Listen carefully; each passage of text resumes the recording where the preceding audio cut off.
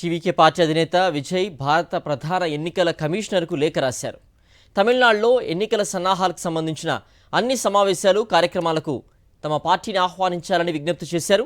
ఇందుకోసం భారత రాజ్యాంగంలోని ఆర్టికల్ 324 ప్రకారం రాష్ట్ర ఎన్నికల కమిషన్ తమిళనాడు ప్రధాన ఎన్నికల అధికారికి తగిన ఆదేశాలు ఇవ్వాలని కోరారు. స్వేచ్ఛాయుత నిష్పక్షపాత ఎన్నికల ప్రక్రియ కోసం ఎలక్షన్ కమిషన్ చేసే ప్రయత్నాలకు తమ పార్టీ పూర్తి సహకారం అందించడానికి సిద్ధంగా ఉన్నట్టు విజయ్ తన లేఖలో పేర్కొన్నారు. టీవీకే పార్టీ అధినేత విజయ్ భారత ప్రధాన ఎన్నికల కమిషనర్కు లేఖ రాశారు.